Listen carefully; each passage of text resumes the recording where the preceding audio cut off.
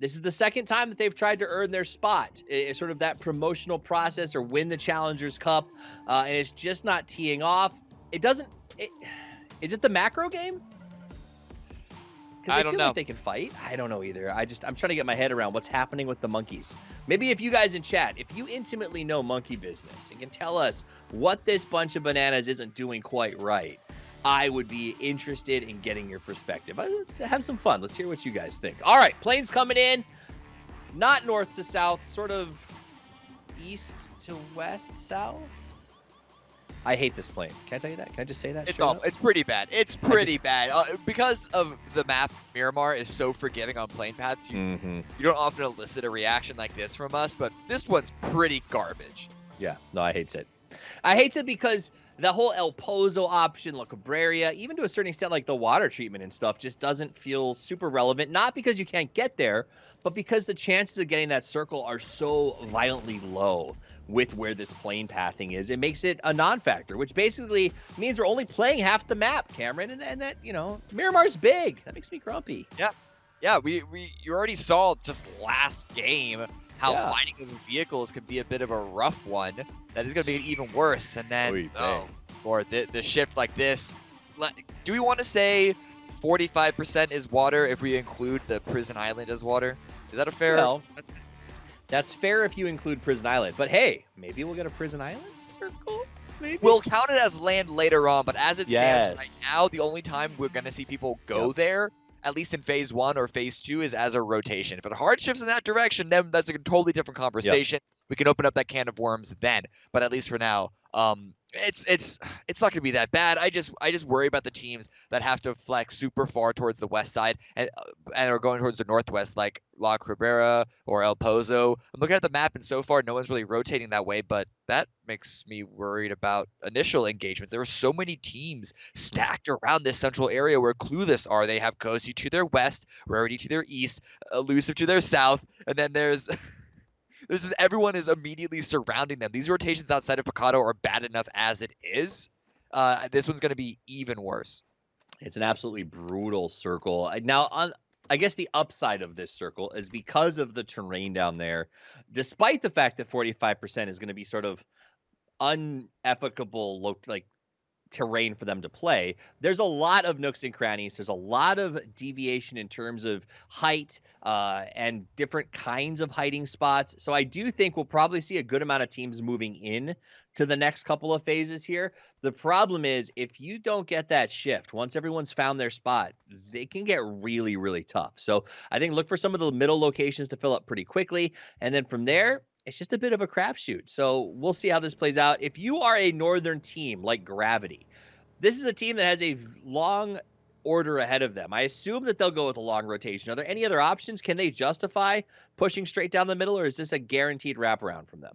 We've seen some sends that somehow are successful, but no, I agree. It's got to be the full long wrapping rotation. Send this right now. Wait, is this a rotation to the loot spot or a rotation to the circle?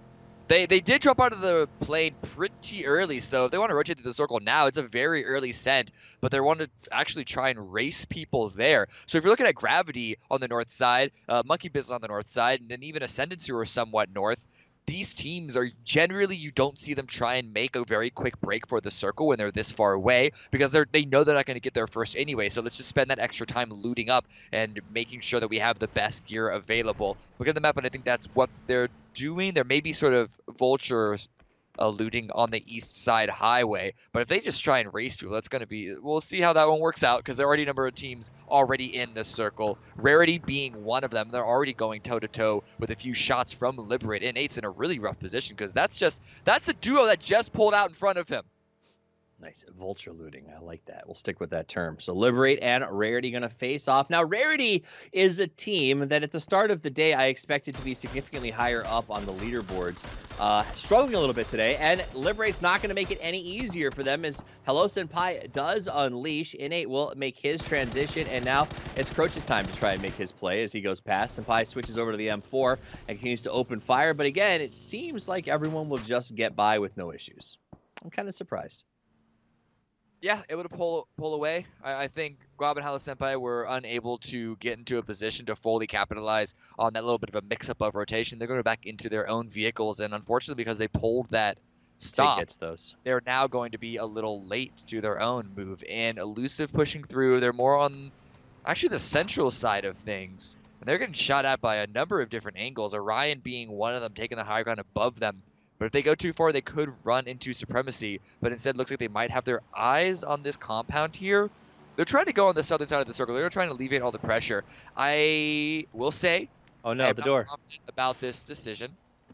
This compound, it might be dead center of the circle, but this is phase 1. Center isn't nearly as valuable, and I'd like to see them go for more of a pressure play, a control play, and that usually means high ground. This compound, I don't see it.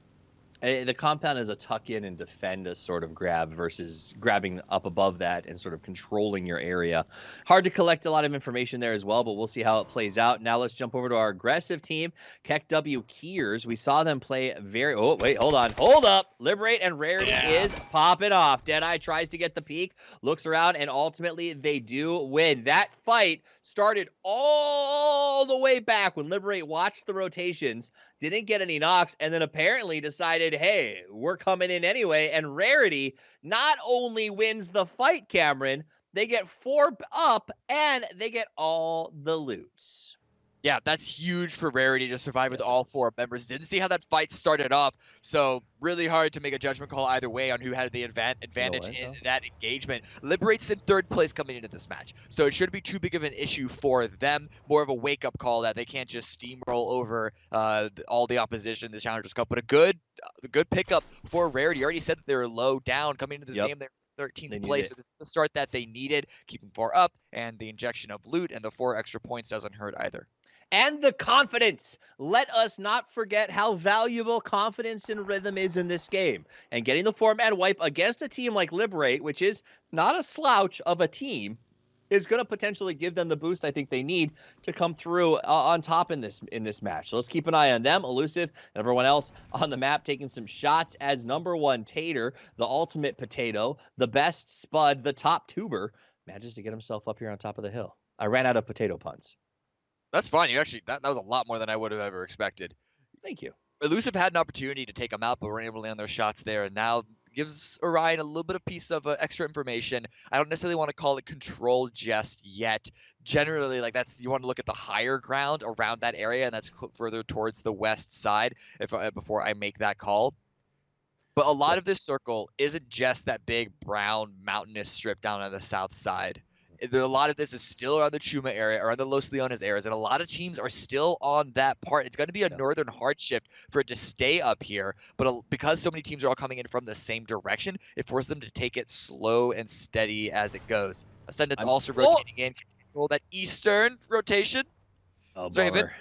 Flashed his lights to get him to stop. Nice plays, Auburn. Or Raven, sorry. Nice play, stops him there. We're trying for the flip over. I tried that once and blew my friend up. Be careful.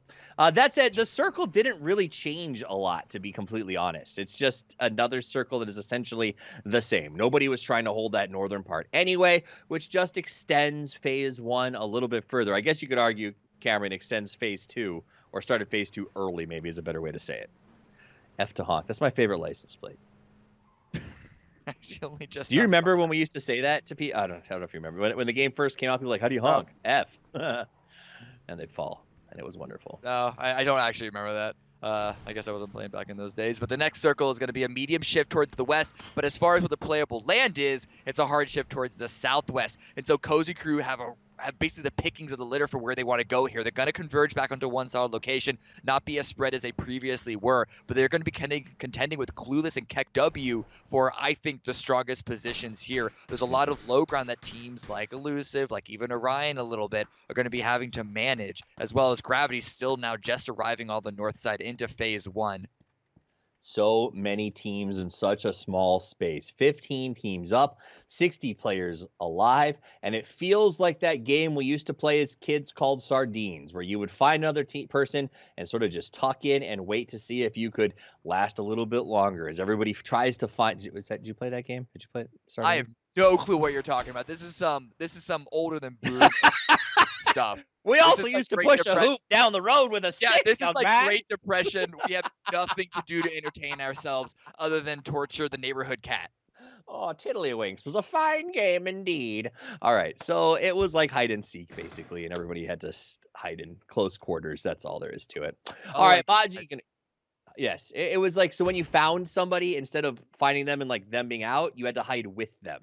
So there was one hider, and everybody looked for him or her, and then sort of hid with them until the last person, was like the odd man out or whatever. Actually, okay, that makes a little more sense. You'd end up with like 6 kids in a trash can, and it was hilarious. Yeah. All right, so Ripper up on top of the hill here as Supremacy does have a man down. Maji, he's not going for the rescue on Maji yet. He's a little worried, and the time that he's taken will allow Supremacy to move into a position to potentially punish him if he does go for the res. He's waiting for the push. Regnar's going to be in the low ground, though. Might be a little unexpected, and the rest of Ascendance is also arriving. Not to mention Maji down in that position. Should be able to give a little bit of information with the scout. I think the call might have been made. Ripper really enjoying those energy drinks. Well, I consider popping a second. He wants to be fully stimmed for this engagement, but Maji has yet to get picked up. Ripper was like a preview to how I prep for a cast. Bet gonna go up on top of the rocks here, and nobody wants to go down. They're just gonna let Maji sort of be what it is, and he will die. Looks like we're gonna see the crawl back. Supremacy will actually get the res, I think, at the end of the day. Maybe. There's a couple of shots from a teammate arriving. Fem's coming up. It's going to keep Ascendance pinned in. And once Maji dies, they have no vision down there. So Honey can just say, okay, he's down. Come give me the res. And there's nothing they can do about it. So that should be a quick pickup for Supremacy. And they'll be at an advantage, potentially going into what's inevitably going to be a fight here against Ascendance. This is so weird by Ascendance. With shots farther range as well. That's from the last member of Supremacy all the way on the far end, but Femme Fatale does go down. That position was huge, but again, more shots continuing to push them away. And the Northern push by the rest of Supremacy, they're staying inside. They're still not confirming these kills, and that's allowing Hyuni and Reknar to come up. They're trying to move in. He's low, so Fem will ultimately very likely bleed out here as Beck decides to fall back. Another knock on Reknar's Raven, putting in some serious work. Supremacy played this kind of passive, and it's really coming back to bite them. They did all of that time guarding the downed man, and then Femme Fatale pushed in while the other two were still coming back from the res. I guess I don't understand. Why make the solo play? I don't know for either of these teams. The Ascendants are also playing this surprisingly passive, but Raven's landing a bunch of shots and he wants to go for a couple more. He does not want to allow Reknar to get picked up. There you go. Pushing the res, but Hyuni with the flip around, staying alive, falling back to heal up themselves before they can go for the revive onto Reknar, and Beck is here for the revive and the reset onto Ascendants. All right, he posts forward, goes ahead with the flash out. Beck onto the low ground as he pushes Honey back. Nice cover from above. Ripper gets a nice play on Reknar. Honey does go down, and Ascendancy is on the low ground. Get the flush and will fall back to get Sovereign. This is such a weird fight between both of these squads. And while it's happening, the circle shifts heavily towards the west once again. So Cozy, they can just tuck on in, grab their mug of hot cocoa, and just hang out, watch some TV, because everyone else is going to have to fight each other to climb up this mountain. Question. Yeah. Good question. Do you put the little marshmallows in your hot cocoa, or do you like it just straight up hot cocoa? This straight up hot cocoa.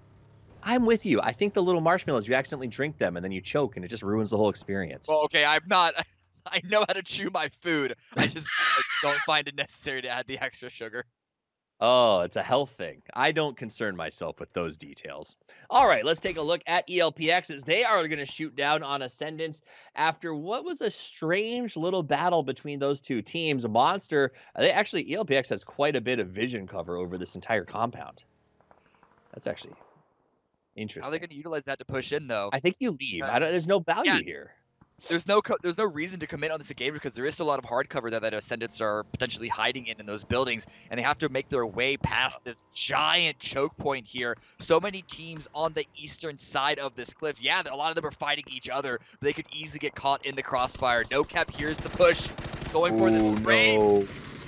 Ploob opens fire and makes the play. They spent too long shooting at send for no benefit, and now they're caught on the downhill smash as Cap just opens up. Ploob has range. He's locked the rest of ELPX down the hill, and the guys have to try to get up. They've already lost one, and look, Adit's already going for a very aggressive flank. The question is, does Ascendance use this as a chance to come out and try to make a play? They have to. The Blues coming in. They might have an angle onto this. You see a couple of shots from them, but Caesar's going to peek up. Not going to get the knock. What is happening? Fall back into the smoke, and Ripper and Beck from Ascendant on the outside have an opportunity to push in. Nice. Detonator ends up taking out Ploob. He wasn't even one of the two teams originally start in the fight. It's close. That revive was close. Elusive has the circle and the high ground as they come and get involved as the fourth team in this little bit of a mess. And we'll just sit at the top of the hill and allow it to go on. Caesar does manage to get used to Ugly and the flush, so he'll go down getting a little bit of an advantage for ELPX for just a second, but ultimately is finished off and executed. Now it's Ascendancy still trying to make their way up, but I just don't think that they're going to be able to make this push. Elusive came in as capitalizing. Yeah, they're just cleaning up shop here. They're going to have to move themselves because the circle swings up towards the northeast. They're going to have to push up this hill into Rarity. And then, of course, into the survivors of Orion and PDS, whoever that might be. And so they're pulling away. They don't want to... Bex is going to try and bait them out as much as he can. But ultimately, it's going to be a waste of time if they commit too heavily into some sad soul out in the blue. Northern side. Push onto Clueless. Knocks coming out from both sides. NHS gets down. That's 3 down for Clueless. Where's the last member? Not in a position to help right now. Here he comes. Habino! Let's go, Hab Fam! Up and out the outside. They don't look. Nobody knows where he is. He's coming from behind. Absolutely lambast 3. There's the last man on the peak. Habino with the wiggle waggle smack. Knocks him down. Gets all 4 out. Wins the fight. But at what cost, Cameron? At what cost? Teammates. It was more of a rhetorical question. Either way. He has a lot of loot to hang with. You have to imagine. Maybe he can try and med up in the blue and a heal strat as long as you can. Try and bring that school meta back. If there's a member of Clueless that I want to pick as sort of my go the distance solo, I'm sure most of those viewers would also say, let's give it to Hambino and see what he can do. It was a great backstab. Phenomenal backstab. Unfortunately, TC just wasn't ready. So it was basically a backstab onto a backstab, and it cost him big time. The upside for Ham is that there is a team right below them that got pinned down. They tried to make a counter push and were unable to get up the hill, so that will buy him a little bit of space. In the meantime, Cozy, who controls the entire middle of the circle, gets themselves a nice knockdown. God, how do you get Cozy out? This is such a good spot. Yeah, the high ground, the potential hard cover. They have a widespread overlooking everything. The only downside would be perhaps the potential for not too many kills because everyone else is going to be fighting each other before they crawl up what is essentially Mount Olympus here. Rarity now trying to find out the last snake there is in Pro's Zone Snake of Skazka. Going to hide behind a tree, just barely in on the edge. And on the west side, play for fun. 4 up, 0 kills. Trying to take the sort of the open side of the circle on the west angle. Haven't had to engage really with anyone, it seems. Trying to take a couple of shots. They recognize that the open run might be a little dangerous once at least UMAD crosses over that cliffside. They got to get out of that compound, though. I don't like that low ground split. I think why they were there originally, but at this point, there's not a lot of options. Like the longer you wait, the more teams like Gravity start to move up the hill and put you in a really tough position on the next rotation. So we'll see what they do. Maybe it's just more fun to be in the compound. We'll find out. Jay All Day and the 3 remaining members of Elusive are going to rotate around the south side. They did manage to get to the circle without butting up against Rarity, Karen, which we were a little worried about for them. That said, the circle will shift again, and now they have to deal with Orion and Rarity, but they do have a straight shot to hardcover if they make the move quickly. Board like that, I don't know if you want to call it hardcover because there are those big open slots. But yeah, they can at least get to the circle and have something akin to hardcover. Just trying to scout out to the west side, spot around so they don't get stabbed in the back of themselves because they are coming in late onto the edge. But Soto does finally remove the rest of Orion. No, I said that they could have been in a good position last game. Now Orion have a really big hill decline I mean, it's because a team that everybody in their favor. we all want them to do well. It's a frustrating day. I'm sure for them as well as all of the fans. But you know what? Tomorrow is a new day. Lots of points available and on the board, and if they can start off the next match with a big boom, it'll give them the right trajectory into tomorrow. So I'm not writing Orion off just yet. They've proven many, many times that they have the ability to pull it together and make some big plays. Let's take a look at Gravity, who has also showed us some pretty sick plays here lately. Reno going to peek up over the top of the hill. It sounds like Pankill may have heard him. He did now, and he's going to try to get a play. This could be what's needed to open the door to the cozy compound. Mount Olympus, as you put it, the gods have been seen. Tetra comes up to the top to try to make a save play, but Reno is just too far out. Pankill going to start throwing those nades up there and opening Olympus. Tetra with a smart slide out to the right side may have a counterplay in mind. Problem is, like, Gravity, they can't just do a push-up like that anymore because now they're discovered. D-Rich has also been picked up, so it does give them an advantage in this engagement. But while that's happening, they should be aware of Hambino hanging around the north of this. And so instead of taking on this engagement directly, they're going to take that 1 point, that 1 free kill, and then just push to the circle, circumventing that position. KW Keys do have a man in the middle, so we'll keep you updated on that as the development goes through. Virtue with 4 players up. We'll jump to Badilal's perspective. As you can see, Pros Don't Snake just below them, and there's the KW spot. It is right smack in the middle, and Virtue is closing from a 2-2 split sort of in that direction. If they can eliminate the last snake from Pros Do Snake, they will be able to control a significant portion of this circle and really put themselves in a good spot to maybe come out with the win on this one, depending on the next play. Yeah, the only issue is they have a little bit of a low ground, but that crossfire positioning with the 2-2 split should be good. Ham Spotted. No. Takes them out. So Gravity now have their own element of control on the northern side, and they're putting a little bit of split of their own, it seems like. Skaska just lying in wait, not going to be moving until the next phase happens. There's going to be some fighting on the southern side between Rarity and Elusive, and the circle is going to be somewhat center, but a little bit of a medium shift towards the northwest. Retaliative is just hanging out, not worrying at all, and Gravity have a really good position with this shift. I was skeptical about this Virtue split. It felt a little bit long, but I think with this circle, it's actually going to come out pretty favorable for them as long as PDS doesn't spoil, because they can lock up the 2 approaches, keep there until the blue starts to come in, and then they own a piece of the pie that potentially gets them a high round finish, which I think they could definitely go for right now. If I remember correctly, PDS is in 12th place with only 5th. I'm sorry, we're not talking about PDS. PDS is in 12th place with 15 points. So I'd like to see them make a move as well here. Mad opening fire. First couple of shots don't exactly land. Forced back by Nitrogen on the balcony, but a lot of damage onto him because of the support for the rest of Play for Fun. Grenades coming in. Tetra gets fully confirmed, but that's a member of Gravity also wanting in on this fight. Vexel answers back a little bit, but you said in over the fence. All right, they come forward. You said trying to get an angle. For an update, what I was trying to say is Virtue's in 7th with 23. A win here would put them comfortably in the top 5, which I think they'd love to have getting ready to go into tomorrow after the next game. USAD starts to push forward into the cozy compound. Remember, Olympus was breached, and you can see a lot of teams are starting to sort of come around here and look for some action. We do see the end of Vexel. And Nitrogen just sort of locked down inside of the long compound without much in the way of options. Play for Fun, 174S is just holding him. Yeah, Nitrogen under house arrest, but Play for Fun, they were able to get into the compound, but they lose 2 and only get 1 kill in the meantime because just the oppression that Gravity have with that high ground position overlooking them. Just really difficult for any of these teams to manage. Nitrogen also retreating, heard the footsteps away and know there's a little bit of an angle, but USAD is watching the peak from behind the corner, expecting it to happen. It's all about landing the shots, but actually pulls away at the perfect time for Nitrogen. He sneaks away in the middle of a night like a cat thief. Like a cat thief. Is that somebody who steals cats, or is that like a cat burglar? Yeah, cat burglar. Okay. I don't know if there's cat thieving is an issue in New York. You never know with New York right now. In 8, coming up over the top. No. And it over the top of the hill, opens fire, and good distraction play by his teammate to let them move forward and eliminate sneak attack. Elusive goes down, and Rarity will continue their push forward. They need some points. They're in 13th currently with only 14 on the docket.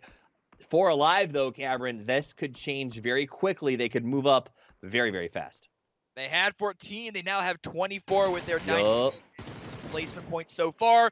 Make that 25. Quick math. God, this is so bad. Up with that kill on the nitrogen, as well as the extra placement. Probably puts them up at a 26. Find a crate as well, because why not? Blind crate, though. You ever loot a crate blind? Not easy. Sunny Rarity does fall back. They've got a pretty decent spot here to make the rest of their plays. They've got the south, really, and they can hold this ridge line. They can wait for the circle to close. They've got 2 players already inside of the next circle, really, or they go and they dig out the last member of KEKW Kiers here and have a pretty decent spot to hunker down and guarantee a 3rd or 4th place finish, minimum. No, he has not moved, Cameron. So I don't think anybody has any idea he's in there right now. Wait, he stood up. They're aware now. They're aware now. Doesn't matter. Yeah, you got to nade that check either way. So good call here by Rarity. He's actually, was he playing on the back side of that check? Not actually inside, but he is going to burn out. Deada's going to see that in the kill feed. Be a little confused for a second and then put it all together. We're looking at our top 4 right now. Protozoa Snake still a player alive. Skazga is still up, still undiscovered. Undiscovered, the sneakiest of the snakes. Ultimately, we do have a ton of players left on this one, and it is going to be a throwdown. 2 teams with 4, Virtue with 3, and PDS as the lone spoiler who could cost Virtue potentially as players are trying to butt up against him. So we'll see how that plays out. Gravity on the high ground has to be a scary premise for everyone else as they're up there. I think I saw some SLRs. I saw some big things ready to put some work in. Zovran with an SLR is not a prospect you want to deal with if you are Virtue. Oh, already 5 kills for them. But he said this high ground could easily net them so much more. Rarity are putting a lot of their players, a lot of their utility, their firepower on this west side ridge line, shooting at look at Deadeye. Holy crap. Side. But then again, so is everyone going to be shooting at Virtue here. Deadeye did it. He found him. He found PDS. Look how far spread Deadeye is right now. He is insanely far away from the rest of his team. Another headshot in Tanaka to open things up. Oh my gosh. Rarity's basically doing the cleanup that I think Gravity needed, and it may cost him because Deadeye is going to basically, I think, have to face off against Virtue potentially, and Rarity's going to have to deal with Gravity because Gravity hears the shooting. They can come down here and cause some trouble. Oh, Virtue do pull up towards the north. I do agree, though. I think Deadeye would be better suited putting a little more attention onto the Gravity side of things. He's going to flip over, spot a couple of opportunities. Oh, don't worry. He moved right when you shot. That's not your fault at all. Tried to go for some more great shots. Unfortunately, shooting uphill is a little more difficult than the other way around. But Deadeye's landed so many nice, sweet bolt action headshots, not just this gaming, his entire career. So it's definitely going for more. There it is, on to D-Rich. Appropriate name, right? Uses the bolty, Deadeye, gets D-Rich. This guy's a legend. I love it. I love to see it. You don't get enough bolt action in comp play anymore for understandable reasons, but it is fun to see Rarity running it. Hey, he's playing the classics. He's trying to bring it back. Respect. All right, let's see. SDR still in a tough spot. They are playing the low ground very effectively, but the circle shifts hard to the north. I don't know if that's a yoink, a yeet, or a F to pay respects to Rarity because they are going to have a very difficult time moving forward here. Gravity has a huge advantage. Yeah, it's really big for them right now. Rarity are in the circle, but just barely. And if they approach either Virtue or Gravity, they're going to get shot up by the opposite sides. But luckily, those teams are also shooting at each other. This could give a little bit of an opportunity, but Gravity know that they have this team pinned down. They should be checking every once in a while. A little bit of a peek over, and Nate's going to dodge that. Pulling out the long-range weapon to go for the shots. It's all about landing the headshots on any curious neighbors peeking over the side. Oh, Deadeye does go down to Zovran. That's going to be a big hurt for them, but they will have time to res. That does open the door, though, for the team on the top, Gravity, to maybe refocus just a little bit and hold Virtue off. Virtue has been inching towards them, and you can actually see them falling back. They inched up there, and then they saw Gravity start to give them some more aggressive peeking, decide it is just not worth it. Right now, it feels like Virtue is just saying, let's let the other guys fight. Nate right now trying to go for the wide flank onto Gravity. This could be huge if he spots Sovereign. A little bit of attention onto D-Rich. He's spotted by Virtue, proning down, got a med. I don't know if Gravity are going to call that based off of that information.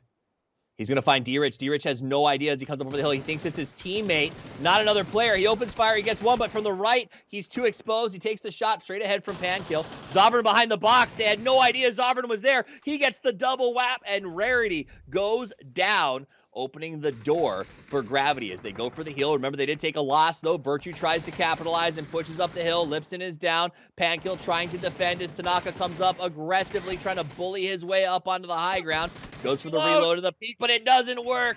If only he had a few more bullets. Gravity comes out on top. Cameron with 12 kills.